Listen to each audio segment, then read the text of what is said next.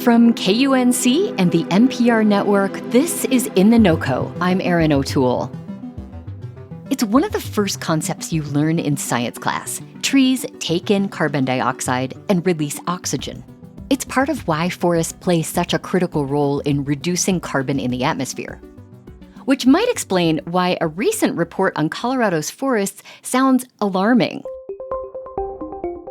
Researchers set out to gauge how many tons of carbon are taken in by Colorado's nearly 23 million acres of forest, and also how much carbon is emitted by those forests. What they found is that forests in Colorado are actually releasing more carbon than they're storing, which is surprising if you think back to those early science lessons and expect a forest to reduce the amount of carbon in the atmosphere.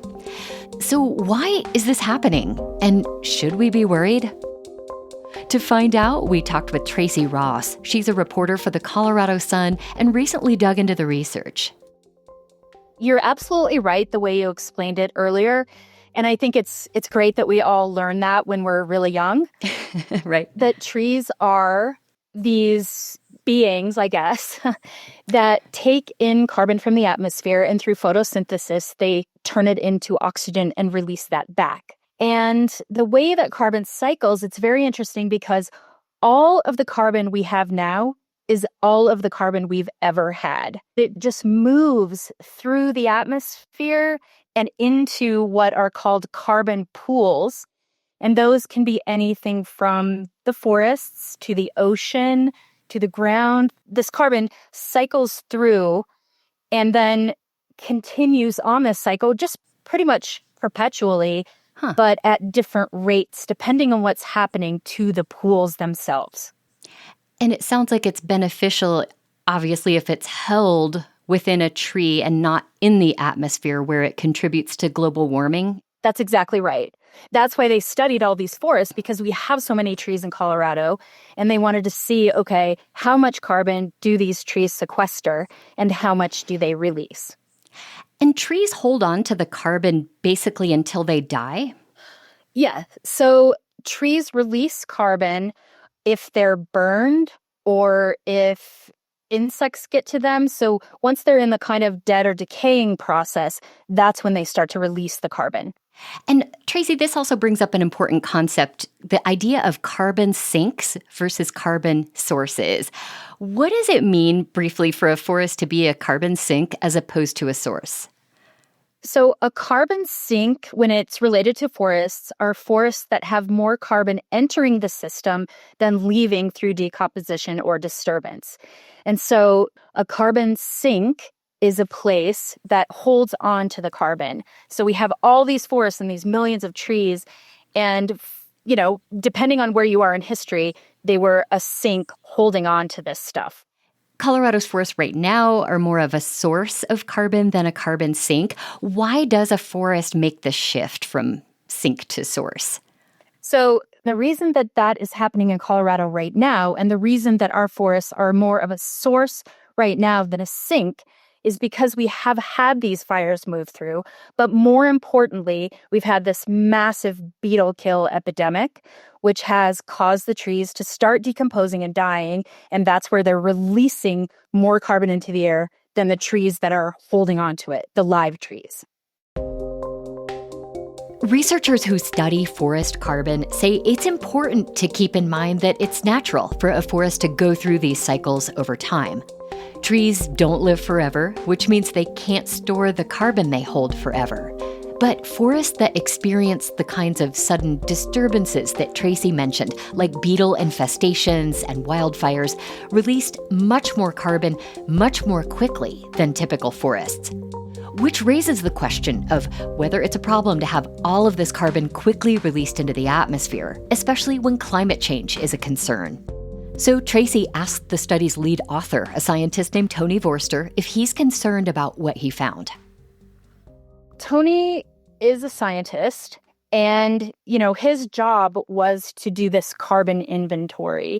His job was not to be concerned or not concerned, but policymakers and the people in Colorado who are really concerned about climate change and about fire mitigation, which is one of our biggest concerns, of course. Certainly. They're going to take this information and they will use it to develop policy or to change the way they do fire mitigation. So there's a lot of very practical uses for this information.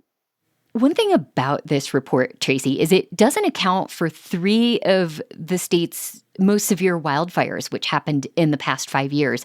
So we know the picture is probably even more dire than this report encapsulates.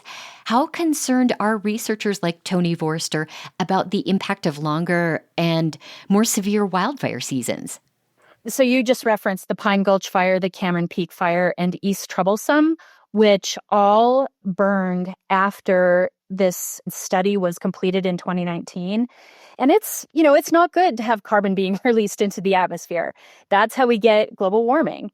And so if we, have these fires, these increased fires, which that's kind of what the forecast is calling for, right? Like we can pretty much expect, I think, that, the carbon emissions are just going to get worse if you go with the science. One interesting idea you wrote about is to encourage more production of things like lumber or furniture that's made from beetle-killed trees. How would that make an impact? How would more beetle-killed lumber help reduce carbon? One of the things they went over in the study is this whole idea of harvested wood and it being transformed into products, right? So furniture, stuff like that. Yeah. And one really cool thing that I learned about this is that once you turn a tree into a product, meaning a wood product. Right, like a deck chair. Yeah, exactly. That wood product is going to store carbon for a very, very long time, unless, it burns. So that was like really interesting to me. And as I look around, kind of like I live in the Roosevelt National Forest. So I'm looking at a bunch of trees and I'm smiling at them because they're doing their job and keeping us, healthy. But then I look, over at my deck and we do have some furniture on there and I'm thinking, okay, you inanimate object, you're doing your part too. And that's really amazing. And so this is another hot topic for a different time, just about lumber and timber and the way that we're managing our forests. But right. With this whole idea of turning dead trees into wood products, they're thinking about it in terms of job creation and stuff like that too. So it's kind of this cool solution or part of the solution that has extra benefits. Tracy, for people who hear this and are concerned, what do researchers say we should personally do to help with the situation? I thought it was interesting because one thing that they said we could do, which is very simple, is just plant trees. And maybe you have a piece of property. I live on a couple of acres and I'll happily go out and plant a bunch of trees. There is another way in purchasing carbon offsets. And, that's been done for a while for different things like traveling in airplanes and stuff like that. And I know there's kind of some controversy around it, but at least it's another thing that we can do as citizens to try to help. Tracy Ross covered the most recent report from the Colorado State Forest Service on the forest carbon inventory for the Colorado Sun. We'll include a link to her story and the report in our show notes and at KUNC.org. That's it today for In The NoCo. I'm Erin O'Toole. Thanks so much for listening.